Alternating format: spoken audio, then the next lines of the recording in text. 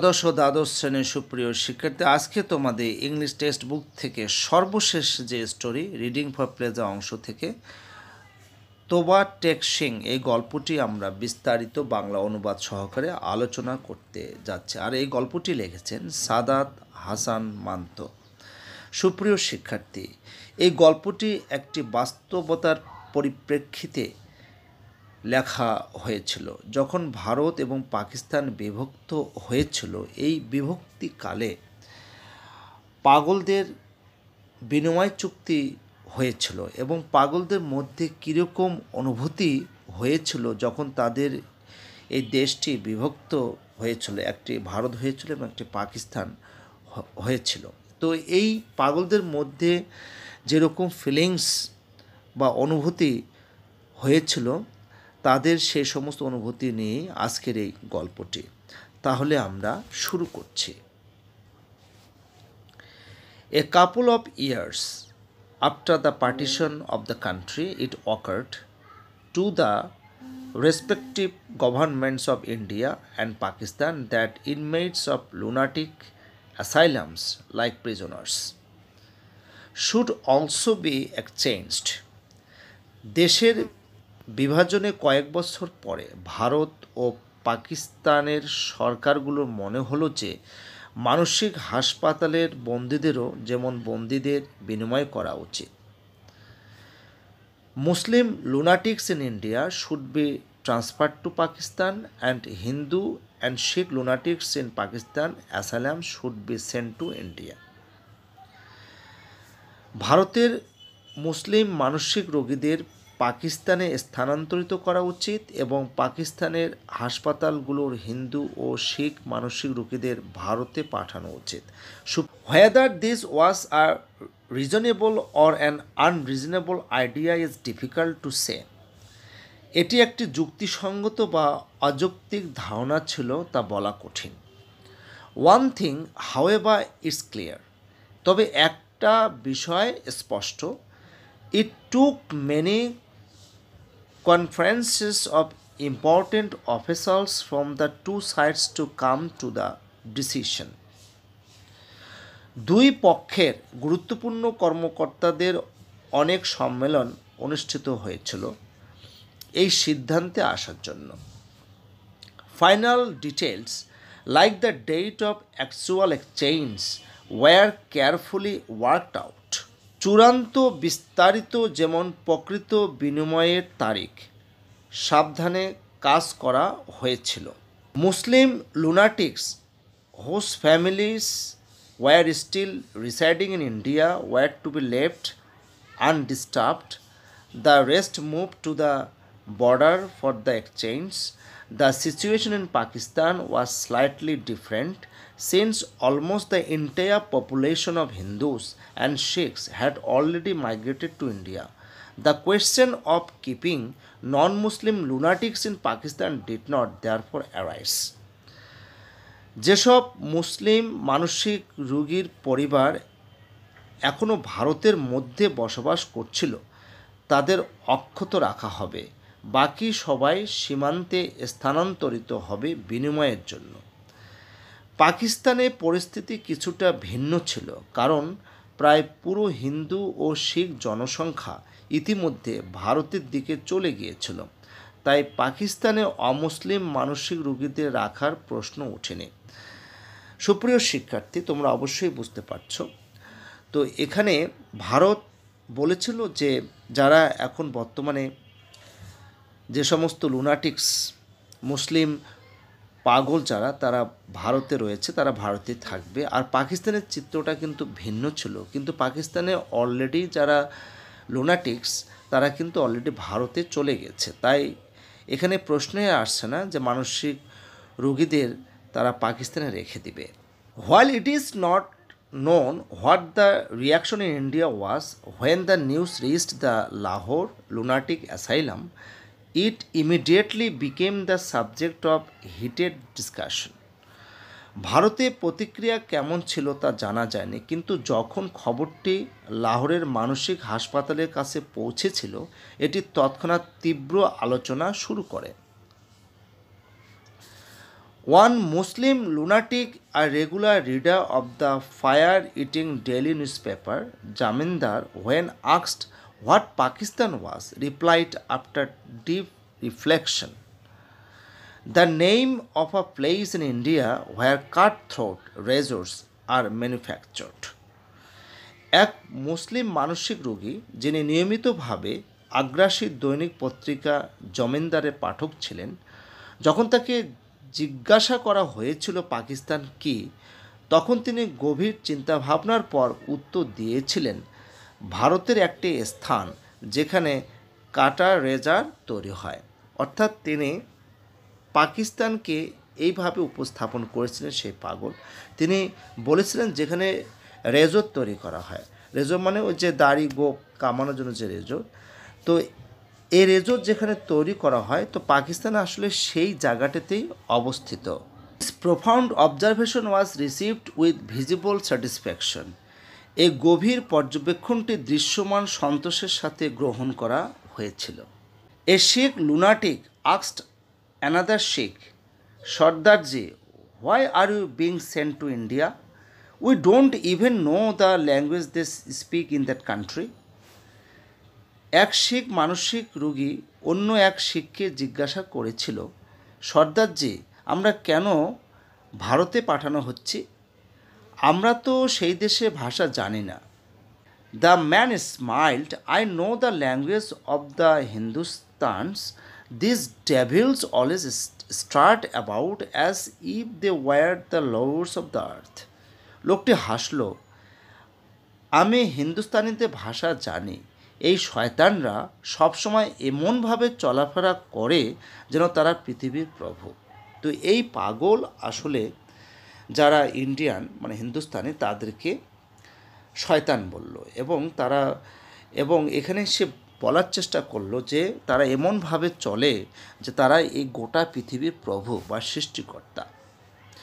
One day, Muslim lunatic, while taking his bath, raised the slogan "Pakistan Jindabad" with such enthusiasm that he lost his balance and was later found lying on the floor unconscious. একদিন এক মুসলিম মানসিক রোগী যখন সে স্নান করছিল, পাকিস্তান জিন্দাবাদ স্লোগানটি এত উৎসাহের সাথে তুলেছিল যে সে তার ভারসাম্য হারিয়ে ফেলে এবং পরে মেঝেতে অচেতন অবস্থায় পাওয়া যায়। তার মানে এই পাগলের পাকিস্তানের প্রতি এতটাই প্রীতি ছিল যে পাকিস্তান জিন্দাবাদ বলতে বলতে সে তার ভারসাম্য হারিয়ে ফেলে এবং সে অজ্ঞান হয়ে পড়ে যায়। তার মানে পাগলদের ভিতরে কীরকম ফিলিংস কাজ করছে সুপ্রিয় শিক্ষার্থী তোমরা অবশ্যই বুঝতে পারছ। Not all inmates were mad, some were perfectly normal except that they were murderers. সব বন্দি পাগল ছিল না, কিন্তু সম্পূর্ণ স্বাভাবিক ছিল, শুধু তারা খুনি ছিল। মানে কিছু কিছু কিন্তু স্বাভাবিক পাগল ছিল কিন্তু তারা খুনি ছিল, অর্থাৎ মানুষকে একটা সময় খুন করেছিল। To spare them the hangman's notes, their families had managed to get them committed after bribing officials down the line. তাদের পরিবারগুলো তাদের ফাঁসির দড়ি থেকে বাঁচানোর জন্য কর্মকর্তাদের ঘুষ দিয়ে তাদের মানসিক হাসপাতালে ভর্তি করিয়েছিল।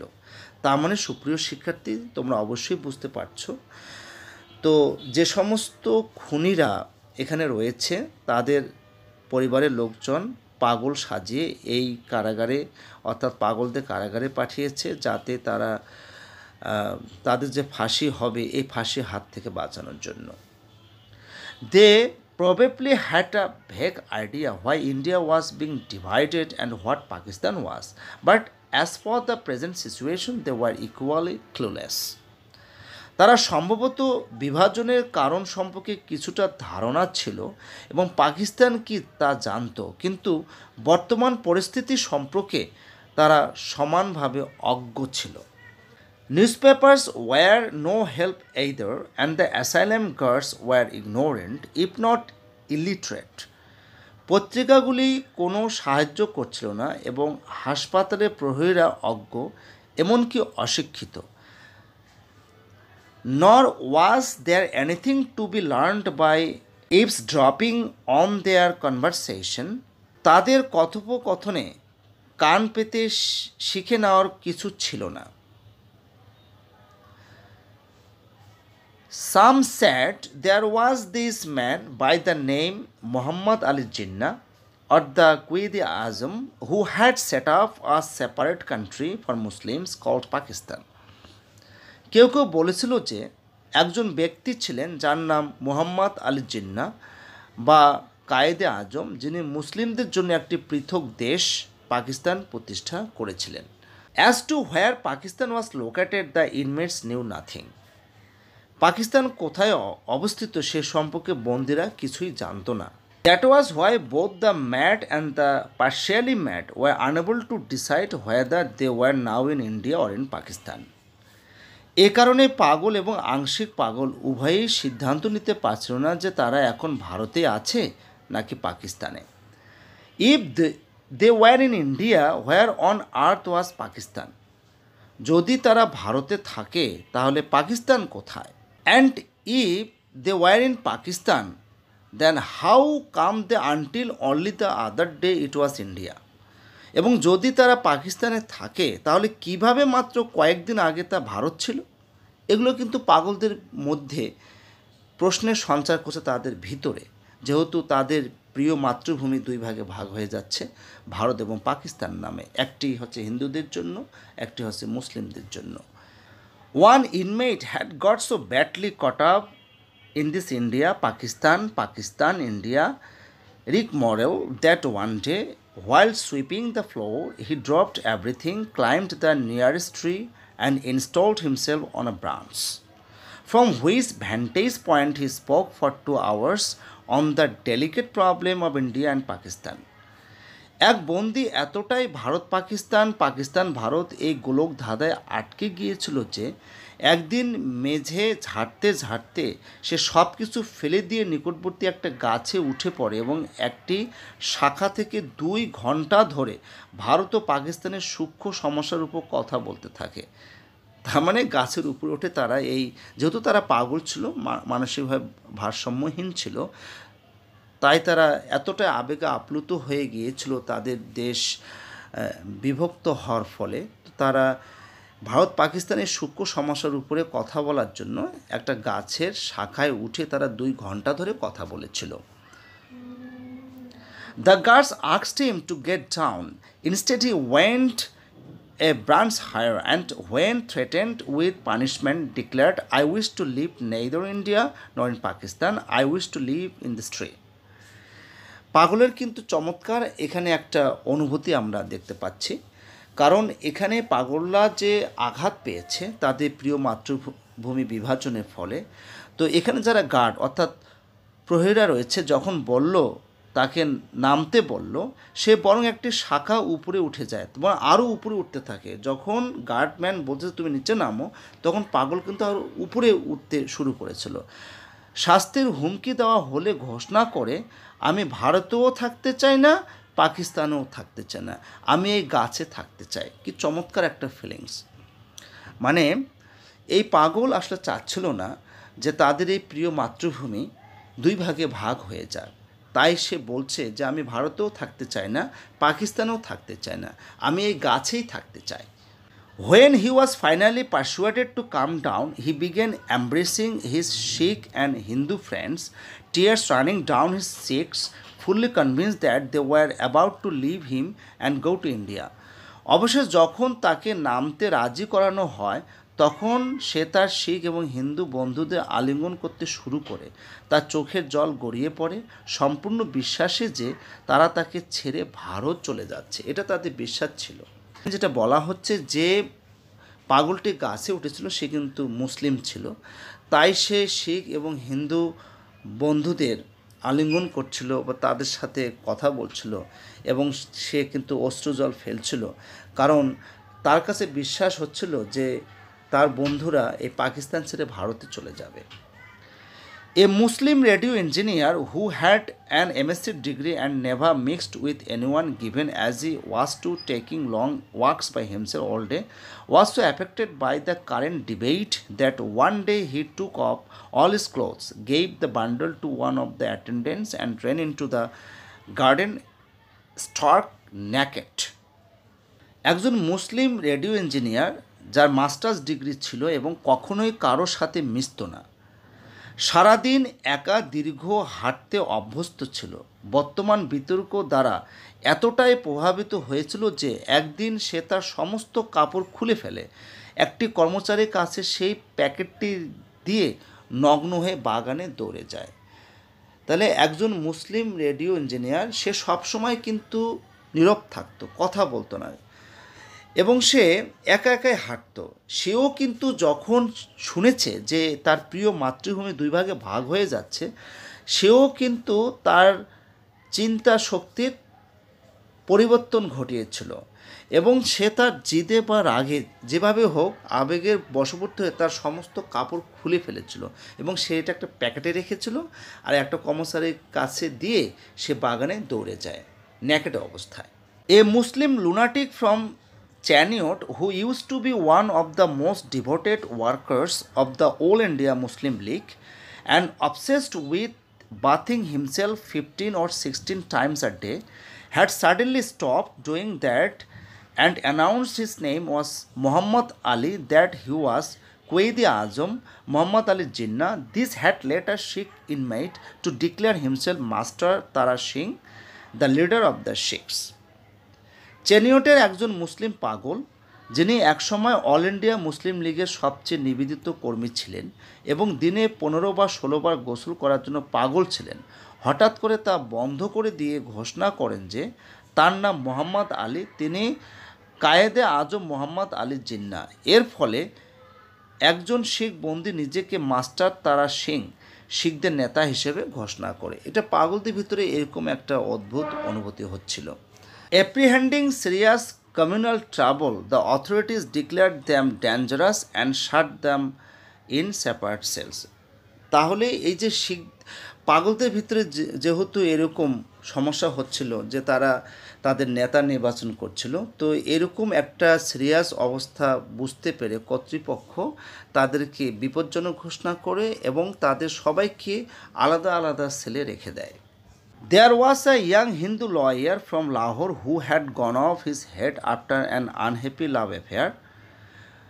When told that Amritsar was to become a part of India, he went into a depression because his beloved lived in Amritsar, something he had not forgotten even in his madness. That day he abused every major and minor Hindu and Muslim leader who had cut India into two, turning his beloved into an Indian and him into a Pakistani. চমৎকার একটি, অর্থাৎ পাগলদের ভিতরেও কিন্তু ভালোবাসা রয়েছে এবং তার প্রেমিকা রয়েছে, সেটাই কিন্তু এখানে ফিলিংস ব্যক্ত করেছেন। একজন তরুণ হিন্দু আইনজীবী যিনি লাহোরে বাসিন্দা একটি দুঃখজনক প্রেমের কারণে পাগল হয়ে গিয়েছিলেন। দুঃখজনক প্রেম, আমরা পার্বতী দেবদাসের যেমন প্রেম কাহিনী জানি, তো এই পাগলের একটা দুঃখজনক প্রেমের কাহিনী ছিল, হয়তোবা তার প্রেমিকা তাকে ছেড়ে চলে গেছে, তাই সে পাগল হয়ে গেছে এবং সে পাগলাগারদে রয়েছে। তো এই জন্য এখানে সংক্ষেপে বলা হয়েছে যে একটি দুঃখজনক প্রেমের কারণে পাগল হয়ে গিয়েছিলেন।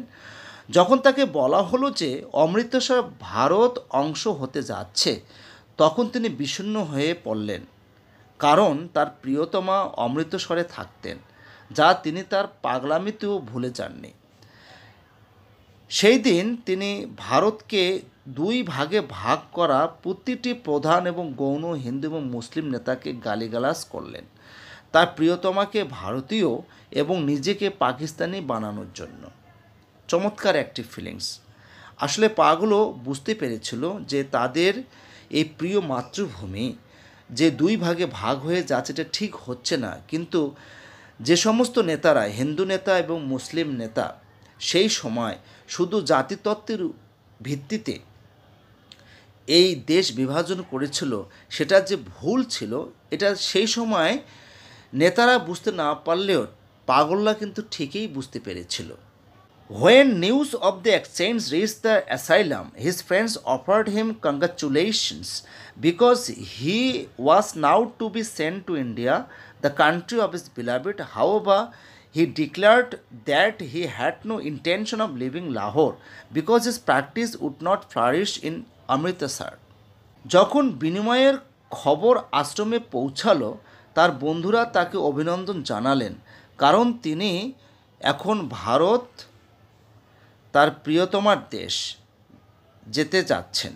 তবে তিনি ঘোষণা করলেন যে লাহোর ছাড়ার তার কোনো ইচ্ছে নাই, কারণ তার আইনজীবী প্র্যাকটিস অমৃতসরে সফল হবে না, কারণ সে লাহোরেই তার আইনজীবী যে প্র্যাকটিস যে প্র্যাকটিসটা সে লাহোরেই করতে চায়। There were two Anglo Indian lunatics in the European world.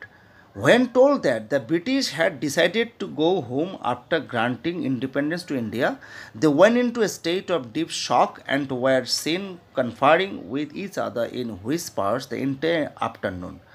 They were worried about their changed status after independence. Would there be a European world or would it be abolished? Would breakfast continue to be served or would they have to subsist on bloody Indian চাপাতি? ইউরোপীয় ওয়ার্ডে দুটি Anglo Indian পাগল ছিল। যখন তাদের বলা হলো যে ব্রিটিশরা ভারতের স্বাধীনতা দেওয়ার পর বাড়ি ফিরে যাচ্ছে, তারা গভীর শোকে পড়ে গেল এবং পুরো বিকেল জুড়ে একে অপরের সঙ্গে ফিসফিস করে আলোচনা করতে দেখা গেল। তারা স্বাধীনতার পর তাদের পরিবর্তিত অবস্থান নিয়ে চিন্তিত ছিল। কি ইউরোপীয় ওয়ার্ড থাকবে, নাকি তা বাতিল করা হবে, নাকি তাদের ভারতীয় চপাটি খেতে হবে, এটা নিয়ে তাদের কিন্তু সন্দিহান ছিল এবং তারা এই বিষয়গুলো নিয়ে আলোচনা করছিল। There was another inmate, a sheikh, who had been confined for the last 15 years. আরেকজন বন্দী, একজন শিখ, গত 15 বছর ধরে বন্দী ছিলেন। Whenever he spoke, he was the same mysterious gibberish. উপর the good the annexe the বে ধ্যানাদ মুখ দ্য ডাল অফ দ্য লালটেন, মানে পাগলদের ভাষা, পাগলরা যেরকম বিচ্ছিন্নভাবে কথা বলে এরকম শব্দ উচ্চারণ করলো আর কি পাগল। হ্যাঁ, তো এখানে যেটা বলা হচ্ছে যে যখনই তিনি কথা বলতেন একই রহস্যময় গিব্বারিশ বলতেন। উপর দ্য গুরগুর দ্য অ্যানেক্স দ্য বে ধ্যানাদ দ্য মুখ দ্য ডাল অফ দ্য লালটেন, মানে এইটা পাগল কিন্তু উচ্চারণ করলো। হ্যাঁ, মানে পাগলরা যেভাবে বিলাপ করে এরকম বিলাপ করলো। Guard said he had not slept a wink in 15 years. Guard বলেছিল যে তিনি 15 বছর ধরে একটি রাতও ঘুমাননি। Occasionally he could be observed leaning against a wall, but the rest of the time he was always to be found standing. মাঝে মাঝে তাকে একটি দেওয়ালে হেলানো অবস্থায় দেখা যেত, কিন্তু বাকি সময় তিনি সবসময় দাঁড়িয়ে থাকতেন।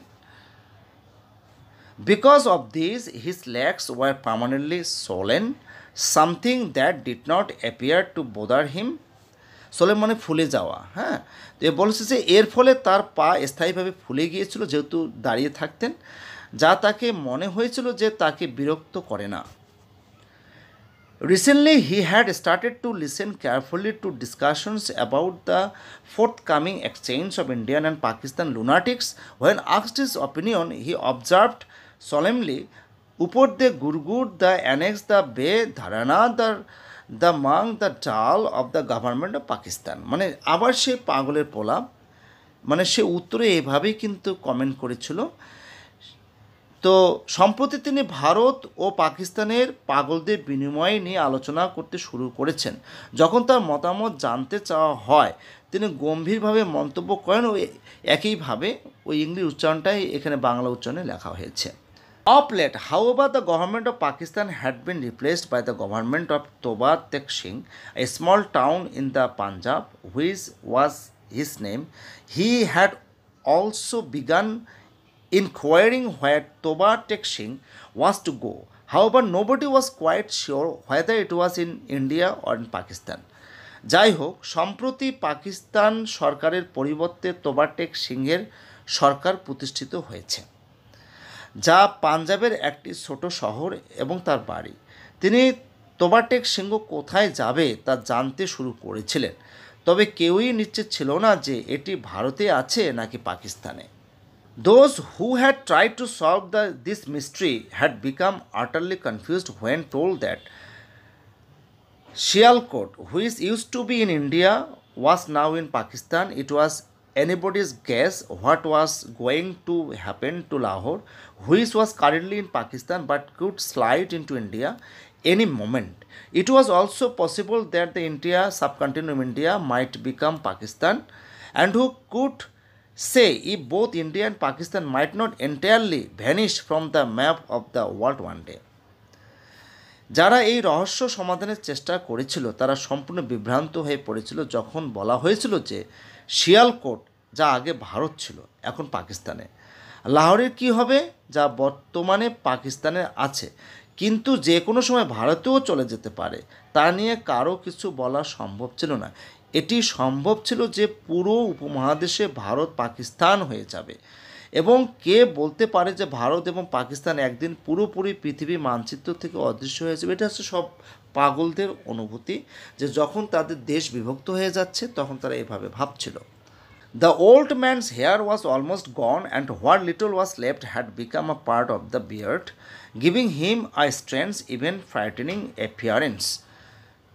বৃদ্ধের চুল প্রায় চলে গেছে এবং যা কিছু বাকি ছিল তা দাড়ির অংশ হয়ে গেছে, যা তাকে একটু অদ্ভুত এমনকি ভয়ঙ্কর চেহারা দিয়েছে। মানে চুল তো নাই, তো যতটুকু ছিল সেটা দাড়ির মতো দেখাচ্ছিল, সেটাই এখানে বলছে, এবং সব কিছু মিলে একটা ভয়ঙ্কর চেহারা তার হয়েছে। However, he was a harmless fellow and had never been known to get into. তবে তিনি একজন নিরীহ ব্যক্তি ছিলেন এবং কখনোই মারামারিতে জড়াননি, অর্থাৎ তিনি কখনো ফাইট করেননি। মানে তার চেহারা যেরকম চেহারার সাথে তার চেহারাটা অদ্ভুত, কিন্তু তিনি ছিলেন নিরীহ এবং কারোর সাথে তিনি কখনো সংঘর্ষ করেননি। Older attendants at the asylum said that he was a fairly prosperous landlord from Toba Tek Singh who had quite suddenly gone mad. His family had brought him in bound and fettered. That was 15 years ago.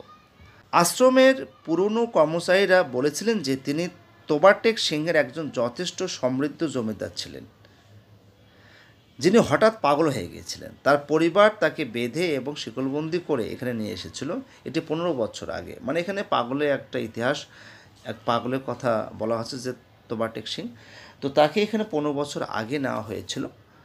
Once a month he used to have visitors, but since the start of communal troubles in the Punjab, they had stopped coming. His real name was Bishen Singh, but everybody called him Toba Tek Singh. Bishen Singh is kintu Toba Tek Singh. Okay.